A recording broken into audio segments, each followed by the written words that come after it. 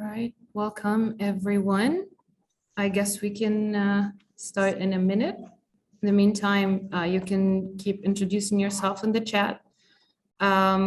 So we can go to the next slide, please.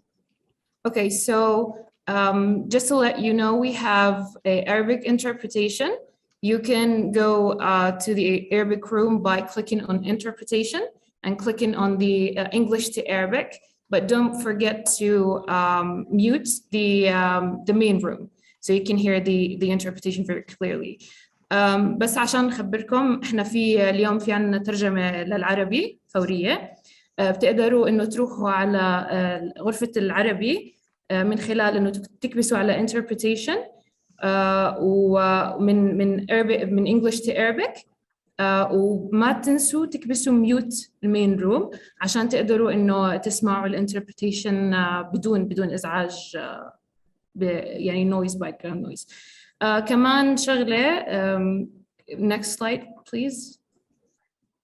Okay, so before we introduce ourselves, I just wanted to let you know that we have two presentations as well, one in English, one in Arabic. You can click on view options and you can find the Arabic presentation if you want to view it or the English presentation. So في عنا كمان presentation بالعربي وفي عنا presentation بالإنجليش. من عند view options تقدروا تختاروا البرزنتيشن يلي بناسبكم.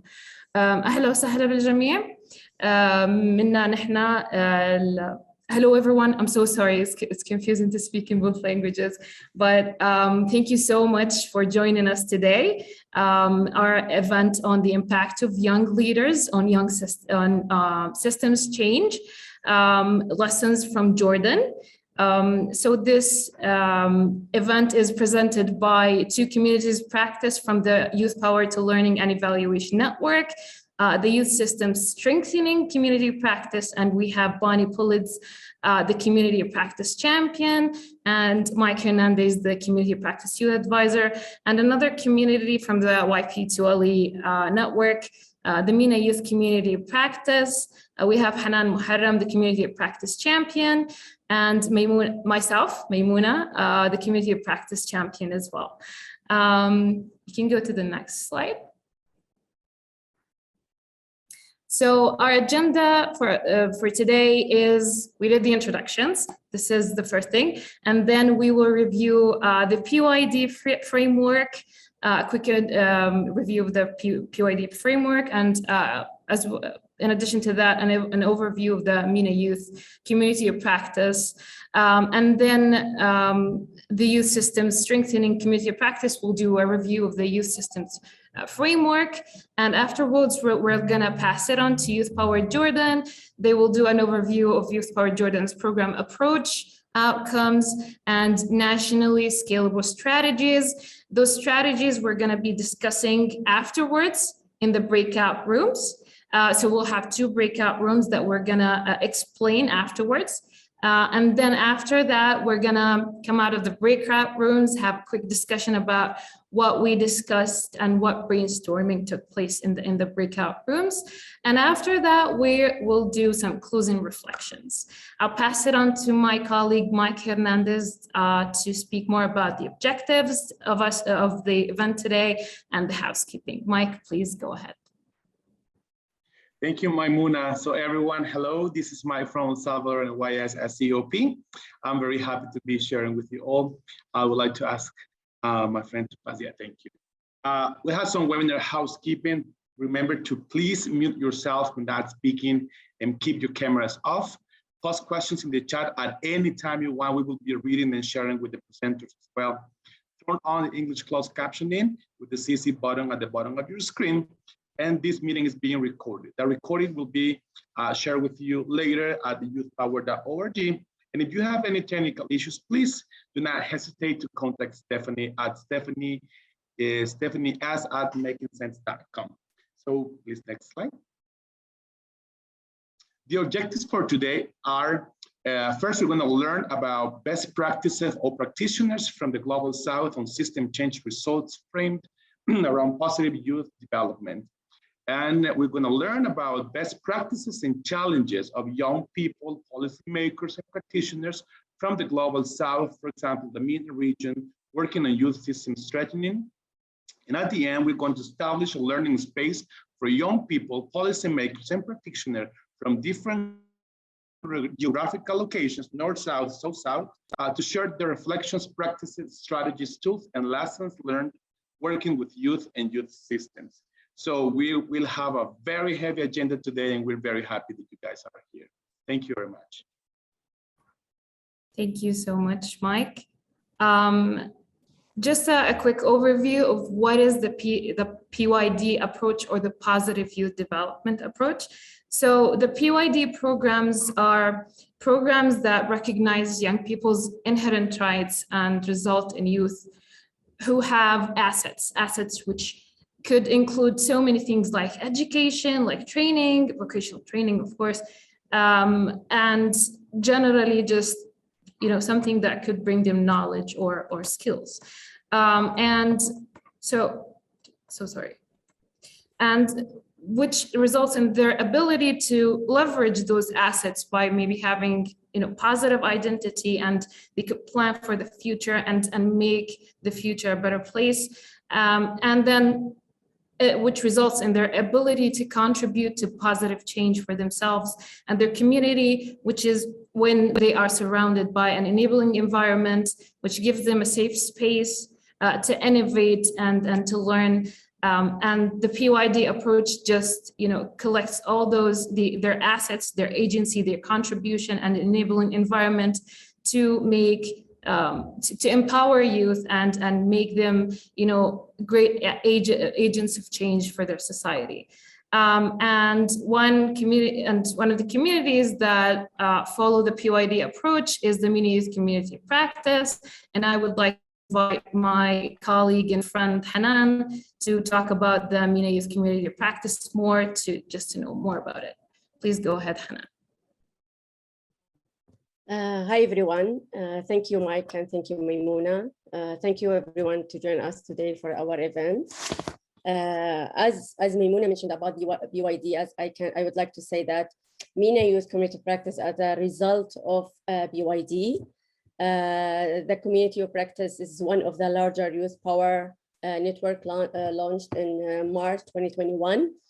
And it is unique because it is focusing geographically in the MENA region, meaning it's focused on youth programming regardless of the thematic work. Also, MENA Youth Community Practice aim to foster learning, share ideas, tools, collaboration among youth stakeholders, and sharing creative ideas, solution, and content.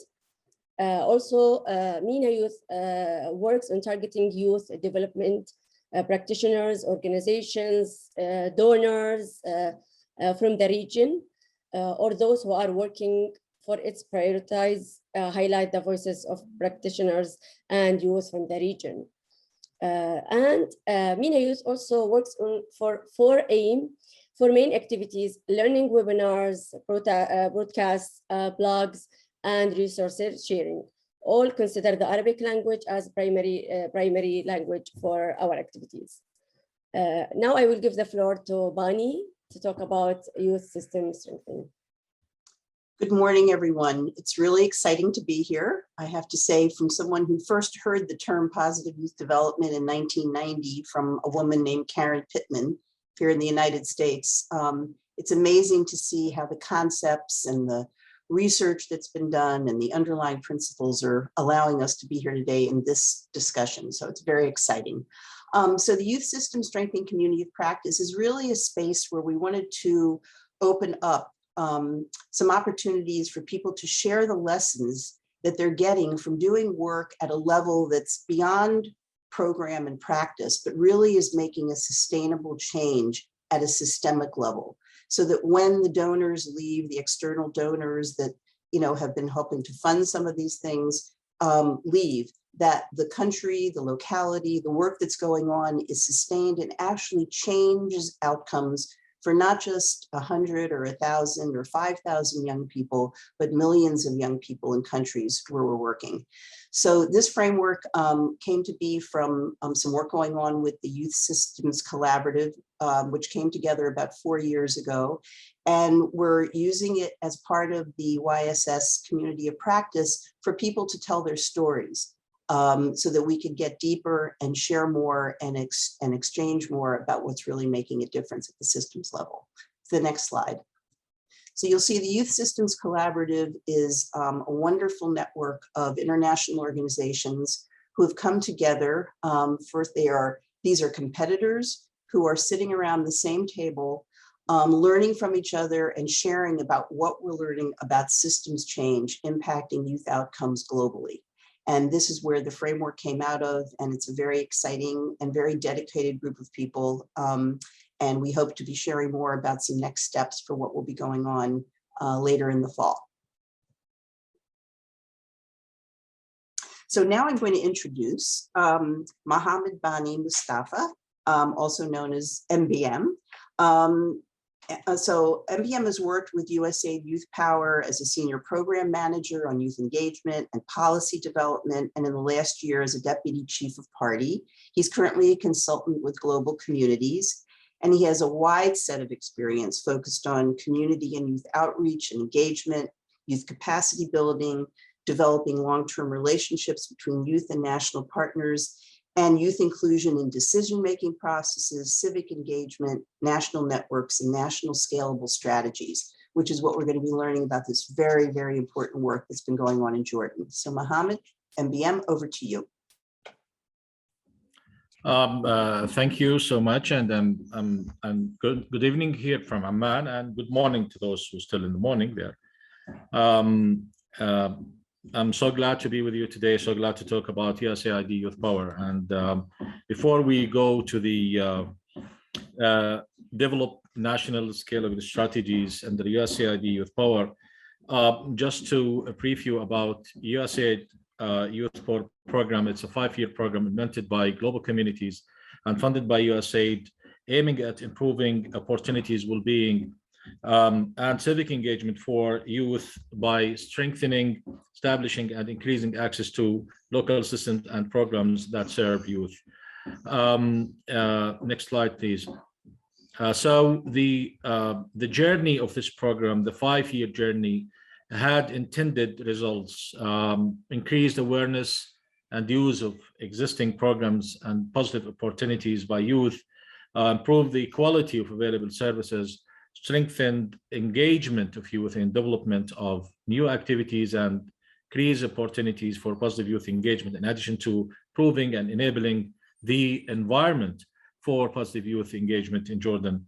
In the 60 communities that being targeted by the program in Jordan, and I believe this number is the biggest number I ever heard and worked with, a program targeting 60 communities across country. So after the 5 years of this journey, we could achieve like key results. Next slide, please.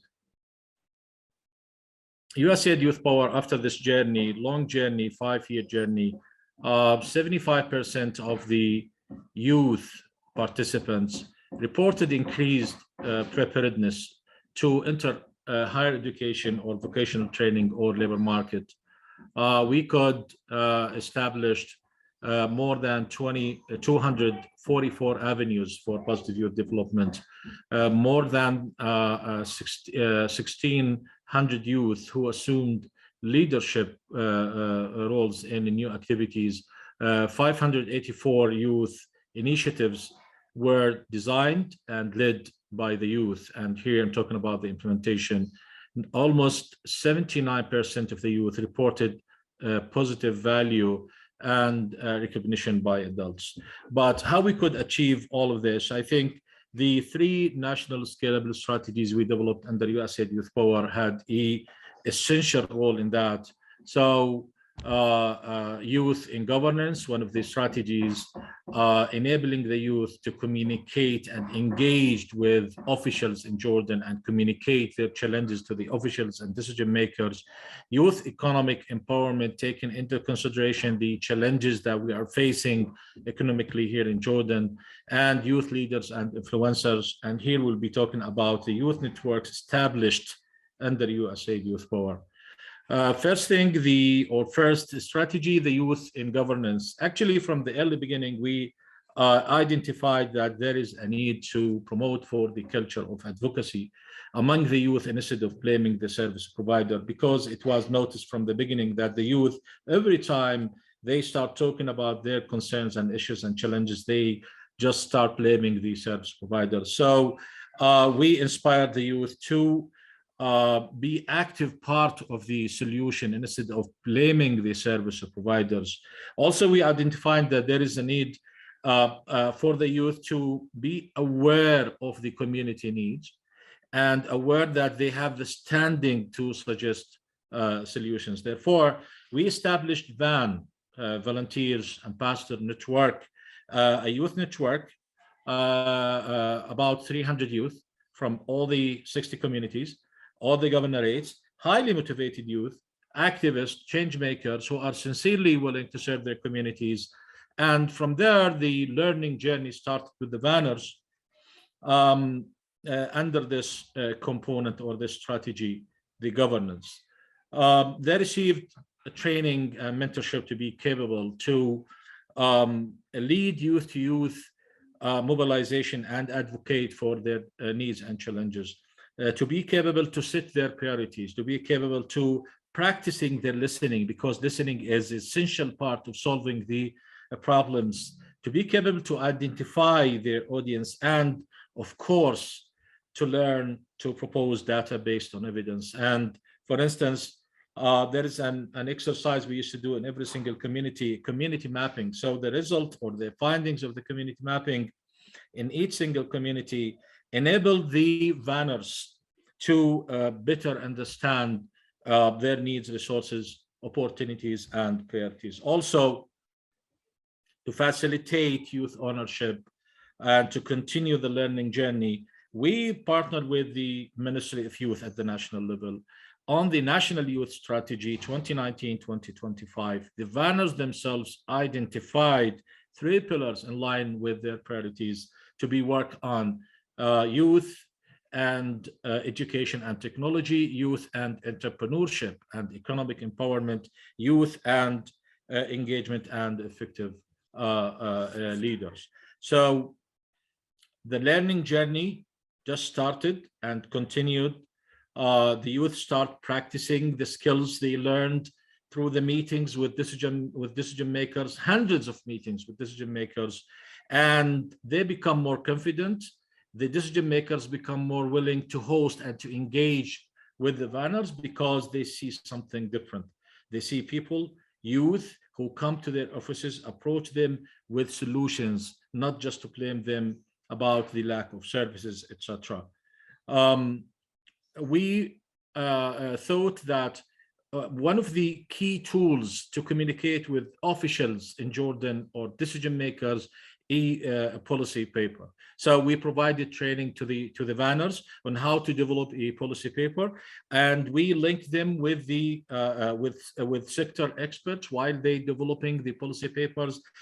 They receive feedback from them.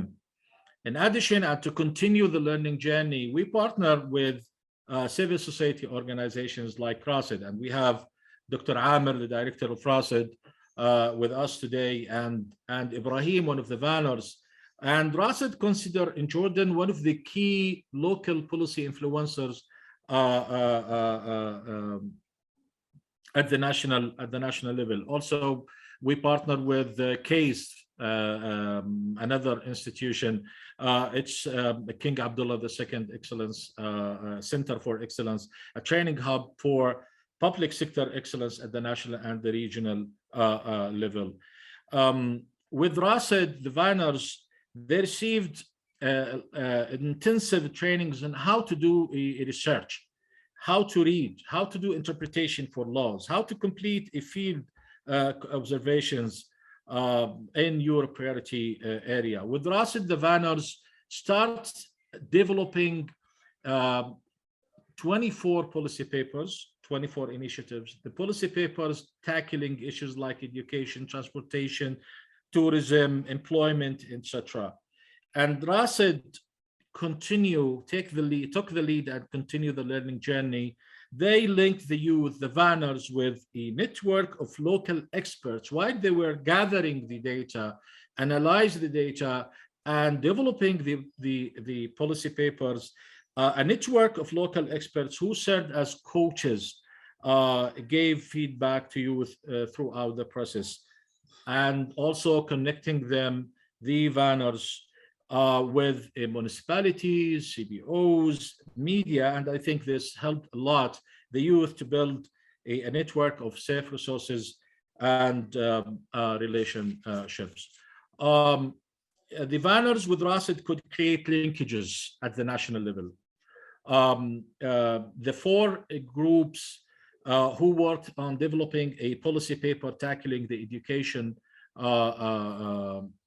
challenges and needs in Jordan approached the Secretary General of the Ministry of Education, and the ministry now is preparing to having those youth in working group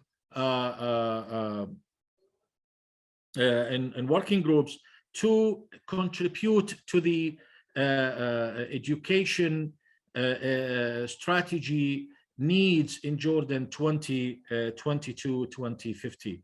And this part of what we are doing in the bridging concept, we're following with RASID. We developed together an action plan, and together we're working to prove that the youth could influence local policies even after the USAID Youth Power. Also with RASID, the VANRs engaged with the Integrity and Anti-Corruption Commission to develop a policy paper, tackling potential corruption due to legislative and institutional loopholes. The VANRs with the Ministry of Youth implemented under the National Youth Strategy 72 initiatives and established 5 youth units within 5 target municipalities in the program. To sustain the momentum, I believe, and I think you can listen to Dr. Amir more, the civil society organizations we partner with, like RASID, the expert mentors they have will provide continued mentorship to youth moving forward. The decision makers become more willing to partner with the youth. The VANRs also met with the Minister of Youth and presented the achievements under the National Youth Strategy and how they envision the role of the ministry moving forward beyond the USAID Youth Power program. And again, this is another part of what we are doing under the concept of Bridging Jordan with the ministry, following on the matrix sustainability we provided to the ministry. So about the key results, if we want just to quickly, and I think I already mentioned a couple of them, the 300 VANRs engaged in their activities additional 1,100 youth. They developed 36 policy papers with data-driven recommendations, implement 12 youth-led initiatives under case King Abdullah II Center for Excellence to improve the municipal services, and they implement 72 initiatives under the National Youth Strategy, in addition to the 5 youth units I mentioned. What we have learned from this journey and what we are recommended, I think always youth should be in the center. Youth ownership and leadership throughout the program cycle is essential. Integrate youth-focused capacity building on good governance into existing mechanisms like the VANRs, for instance, could be adopted by the Ministry of Youth. The mechanism, their work could be accommodated through the youth centers. across Jordan.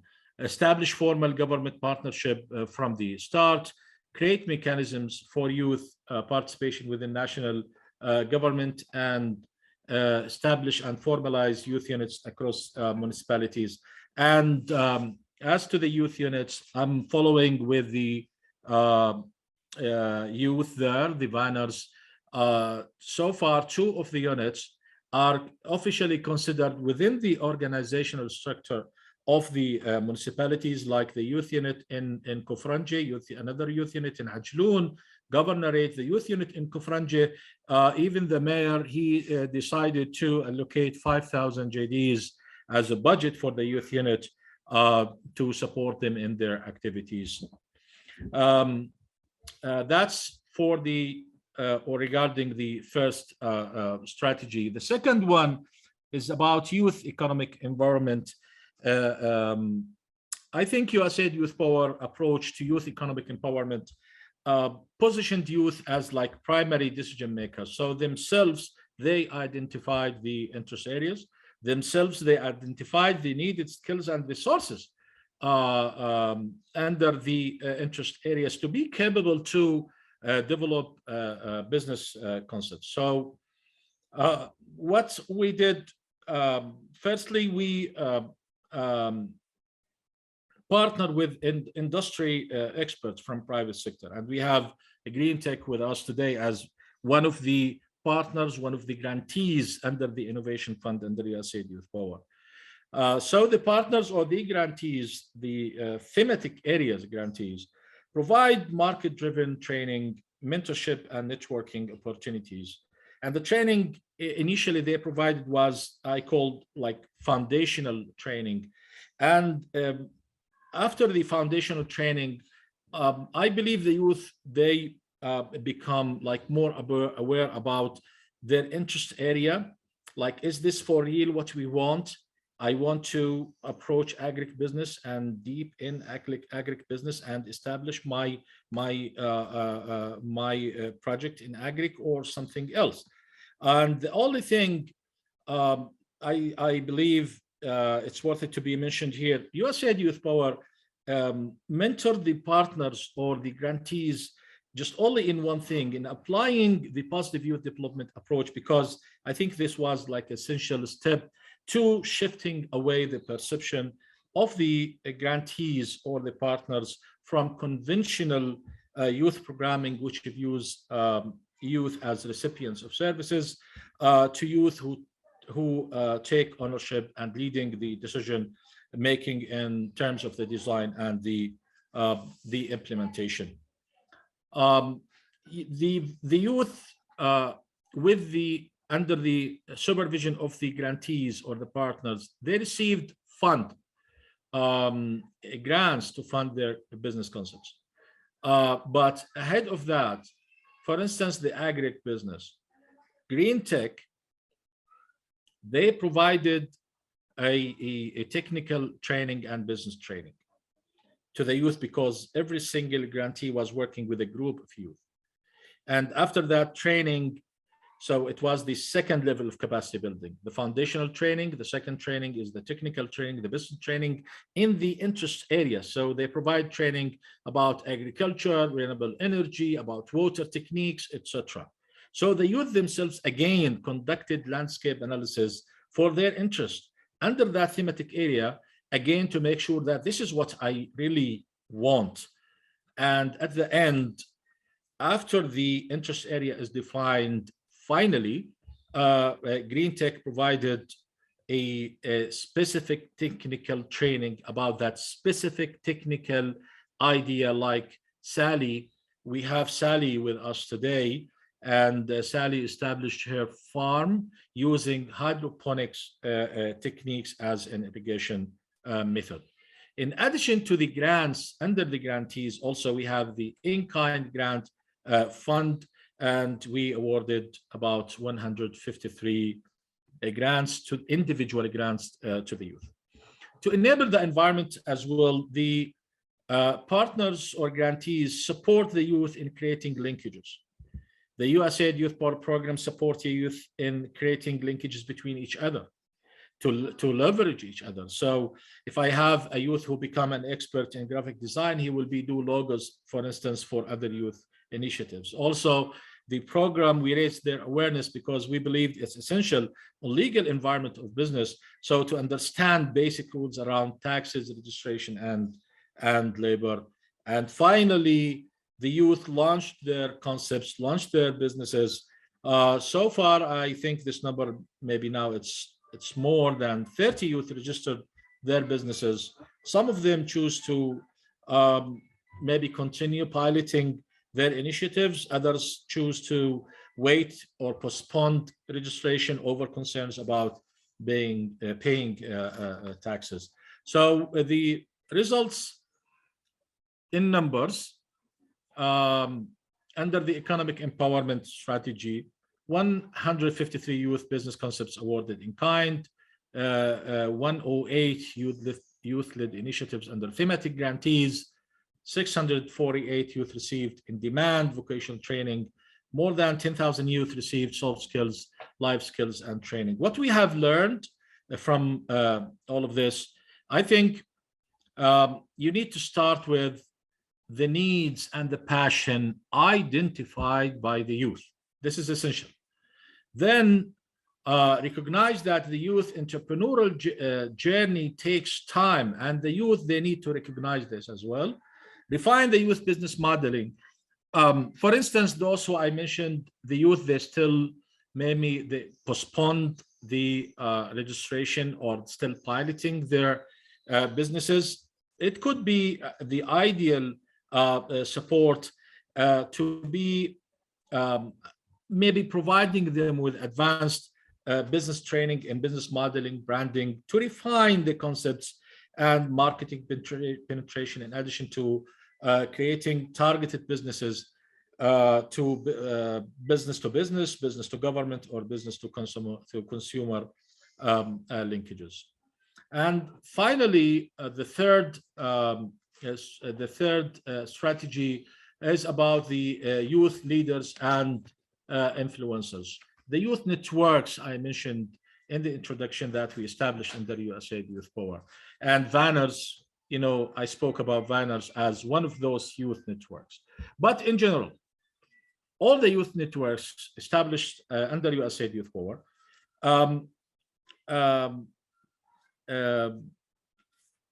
the youth or the needs and the goals were the behind the formalization of the youth networks. So there is a need and goals we need to achieve. For instance, the VANRs, we identified that there is a need to having youth understand the culture of advocacy. Having youth could communicate their messages with decision makers, could communicate their messages with their peers. So we established VANRs. We provided them with trainings on advocacy, presentation skills, communication skills, policy papers as one of the tools to communicate with decision makers and officials, and also on how to do research and to state problems, and so they can play the roles and achieve the objectives behind the establishment of the VANRs. The facilitators, for instance, a core group of youth, more than 500 youth, who received intensive training on the transformational learning curriculum developed under USAID Youth Power, intensive trainings on facilitation skills. So they become facilitators, they transform the knowledge to their peers, and some of them become trainers on areas of what we called under the program PAVAL, problem solving, awareness, advocacy, learning, and etc. Another example is the gender champions. Gender champions, a core among the 500 youth facilitators, a core of almost 50 youth received trainings on the gender issue and were connected with advocates, lawyers, human rights specialists to expand their knowledge. And they could reach to more than 900 youth, provide training to them about gender and gender-based violence. So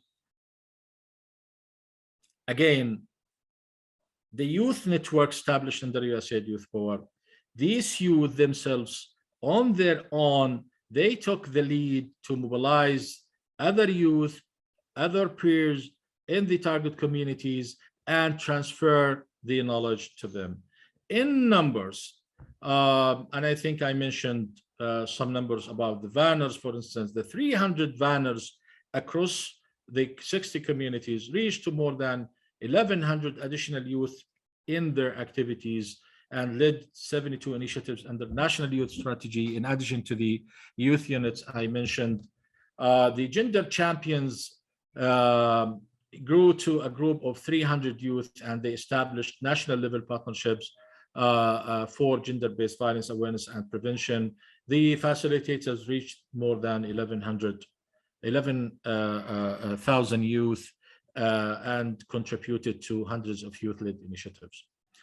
The last thing, the lessons learned and recommendations. Of course, what I mentioned, just examples of the youth networks established in the USAID Youth Power. We have mappers, we have yakers, other youth networks, but just to save time and just to mention examples, the lessons learned and recommendations continue to invest in the youth cadre. And I think Ibrahim, one of the runners, as I mentioned with us today, he has a story to tell about how he was investing even in himself. So the youth, even after USAID Youth Power, they keep some of them investing in themselves.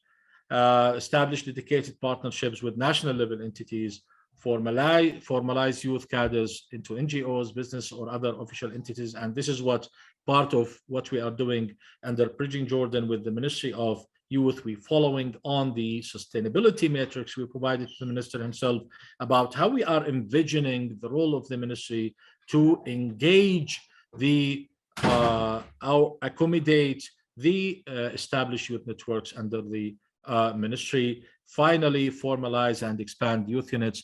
And I mentioned something about how the youth, the banners could, get an official decision from the municipalities there to be considered formally within the organizational structure.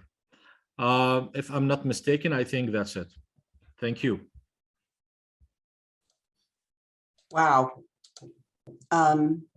Thank you so much, MBM. That was, I'm sitting here, I was taking notes while you were talking, even though we've had some prep time together. And I just keep thinking, I need to somehow figure out how we bring all those lessons to some of the work going on here in the US. It's far beyond a lot of things that are going on here in some localities and in some states, and certainly at our national level. And just really appreciate the hard work. And I'm also excited that as this next round of the USAID Youth Development Policy came out, that now systems is one of the focus of the work.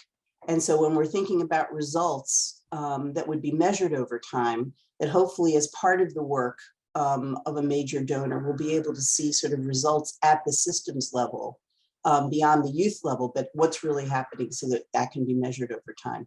So it's very exciting, and thank you so much for all of this. So right now we decided there was so much great work that had happened and is still going on, in Jordan, that we wanted to get into a couple of smaller breakout sessions to give people some time to really talk a little bit more.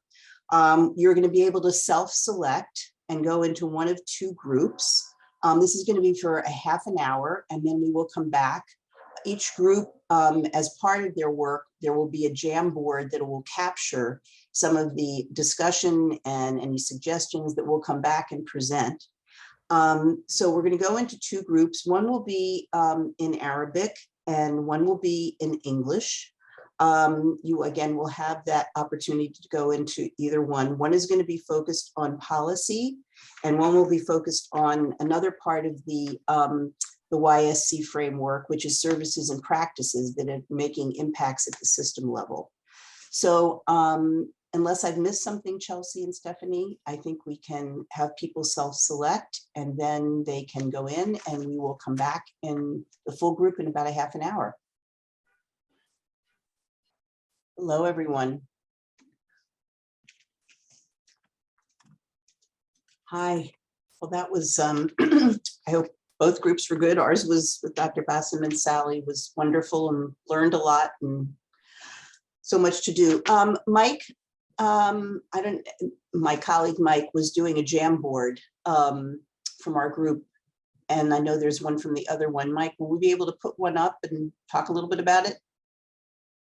I know in the services and practices, we had Sally with us who spoke in Arabic, and Dr. Bassem translated, and her story is incredible and really takes you from the individual to the system in terms of a process and what she got from this over time. And again, you know, you add up those stories over tens of thousands, and we hope to see changes.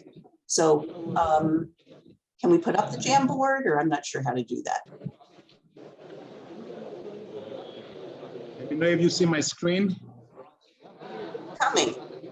There we go. I'm sharing my screen. So we have some notes from services and practices in our breakout room 2. You see my screen? Yes. Would you be able to take us through it a little bit, Mike? Sorry? Would you be able to take us through it? Yeah, sure. All right, so in the first question we have, what has been learned about the power limitations and potential of youth contribution to system change and services and practices that make more social engagement impact? You're going in and out a little bit, Mike. You're going in and out. Oh, I'm sorry. How about is it okay if I talk it? Yeah, go. Okay, so the participation of external stakeholders, the work on communication, the access to financing, when we asked about the limitations and the potential for young people being able to really make systemic change. This access to financing and financing mechanisms at a level that needs to be bringing in people from other sectors and government and business. That's a big lesson learned from this. What system or supports or actions are needed to elevate the role of local systems actors. We need to focus on what worked and what not worked, but certainly the opportunity through this whole positive youth development approach is to really build on what's been working, not just to say what didn't work and how do we fix that, but what's working and how do we get more of it. And so then it becomes the way, hopefully, the system works. So young people also as ambassadors, as they're going through this and they're learning, Sally has become an incredible advocate, a public advocate with other donors, with government leaders, with her own cadre of young people, but also in her community. So how do we keep elevating and increasing the number of young people who have been going through this with training and with understanding to be able to serve as ambassadors, to talk to other business leaders, to talk to government leaders, and embed themselves in those processes within the public sector and the private sector, where they're making an impact, not just at a programmatic level, but at really thinking about design of projects and evaluation of them. And so that's both an opportunity and a challenge. And then the implications about how do you get governments to listen more. And I think Dr. Bassem is an incredible example, together with Sally, of the power of going together to governments with young people and adults who have been through this, who are now seeing the impact on their own businesses and how they're changing their business practices as a result of doing new things with young people and having them engaged in new ways and listening to these their experiences, and then shifting their own approaches over time. So taking those learnings to another level, I think is really important. So I think that was some of what we got out of this. And I don't know if we want to give it over to the other group. Yes, thank you so much. Mike, you can reshare if you want, or no worries, I'll share it. No problem. Do you want to share it or I can share it? Are you sharing it? Just a second. Can you see my screen? Just a second. Yeah, I just had to change. Okay, thank you so much, Mike. Thank you so much, Bonnie. We also had a very nice conversation in the breakout session with Dr. Amir and Ibrahim. We didn't have a lot of time to all speak, but this is some of the inputs that we got. So when we talked about what has been learned about the power, limitations, and potential of youth contribution to policy reform, there has been some point about skills and how mentality could vary from one youth to another, and how that should be taken into account when making policies, but also when forming projects around youth empowerment in policy making. And it is important to have like a flexible team to deal with like the different mentalities and have the capacity to deal with such diversity. And also how youth should lead ideas and also implement, and how organizations should have the capacity to coach and mentor them, to give them the space to innovate. And also how youth should decide their needs on the basis that knowledge could be transferred. And not having the right to plan and capacity could harm not only the youth, but the organization and its reputation. And Dr. Amir mentioned that youth unemployment in Jordan reached 50%. And this should be taken into account when targeting youth, because, for example, transportation per dime could, prevent people from joining so many programs, even though they have the capacities, the mental capacities to do so, the skills to do so, and the willingness to do so, but those things could stop them.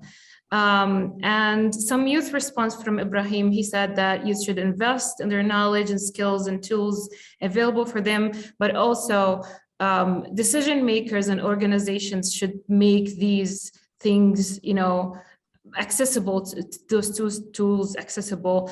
And I'll go to the next question. I know we don't have a lot of time, but for the appropriate roles of international donors and their implementing partners, there has been some points about how youth serving organizations should have high level of accountability for youth to trust them. Youth are kind of losing hope because of corruption and the lack of transparency between the youth and those organizations, and this should be taken into account. Youth activists should be the main resources to development. Some youth responses were that increasing the culture and capacities of developmental entities is really important, in addition to equipping youth with suitable tools, raising awareness of the importance of change, and improving internal or national policies. The last question was about what supports or actions are needed to elevate the role of local system actors, including young people, to serve as a backbone function for policy review and reform. Some responses were that cost effectiveness is really important. It is important to measure the effect of the costs. Youth activism should be enhanced by offering incentives, but also spending should be carefully monitored so they wouldn't spoil the image of the development efforts that is being made. It is also important to integrate knowledge sharing in any developmental project, and people have kind of a lack, again, of trust in some organizations. Technical skills are important for organizations, but morality and leveraging the developmental message is kind of as important. The youth response to that was that unifying efforts is important. The effect would be bigger when organizations and youth unify their efforts. Transparency is important, and needs assessment actually gives us kind of like access to different points of views and perspectives, and that would actually elevate the role of local system actors.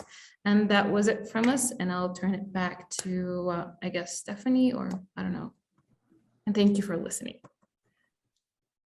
No, I think it's, I think this has been a wonderful journey for me to be learning more about Jordan, and for all of us.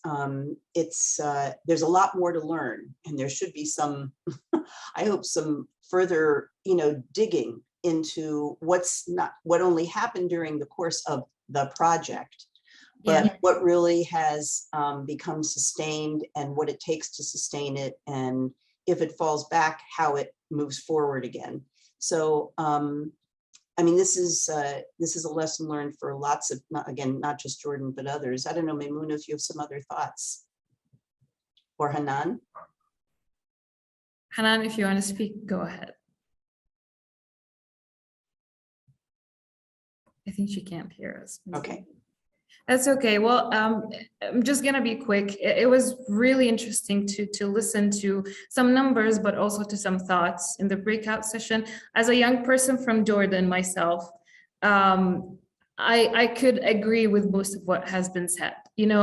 With transparency being on the table, it is really important to tackle that issue, because we have been seeing some trends that has been like surfacing and resurfacing. And how youth also in Jordan, they lack a lot of resources, and because of like the economic difficulties that we're facing in Jordan, I agree 100% with what Dr. Amr said, that yes, we want youth to come to our projects, and we want them to like benefit from what we're offering them, like skills and knowledge. But at the same time, we have to think about like, they can't even take public transportation.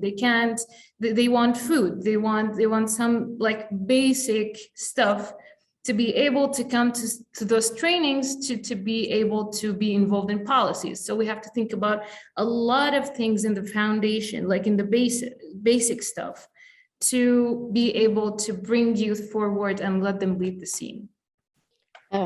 I just would like to add one important thing. Actually, was really great about discussing about the policy with Dr. Amr and Ibrahim. And to brief about that, so we need to focus on both ways. The beneficiaries as a youth, like to enabling environment for them to involve in the system change through the capacity, through the rules, and also from the implementers, how implementers can work directly with youth to match what they need and what they're looking for, and to work on it to be in implementing way, which is help them and involve and improve the policies and the system that benefit the youth in general. This is what I would like to add. Thank you. Yeah, and I'd like to add one final thought, is that so many of you who have been involved in this, who are much younger than some of us, are going to be coming into the positions of leadership, both in government and in the private sector and in the nonprofit sector, in the donor community. And having gone through what you're going through now, you will be the change.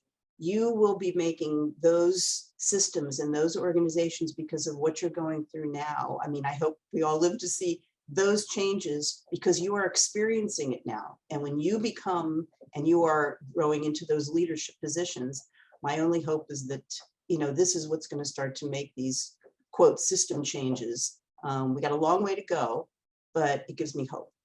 So really thank everybody. I don't know if we want to put up the last slide. Just to remind people about joining Youth Power. There are lots of other opportunities to learn more about what's going on from both of our communities of practice. Hopefully these will be continuing on. The discussion can keep going on social media. You can use Youth Power Twitter, it's in the chat, Youth Power at Youth Power Learning. So Maimouna, anybody else want to just say thank you, and thank you to Making Sense for all of this, helping to put it together. Mike, everybody. MBM, Dr. Basim, Sally, everybody. Thank you.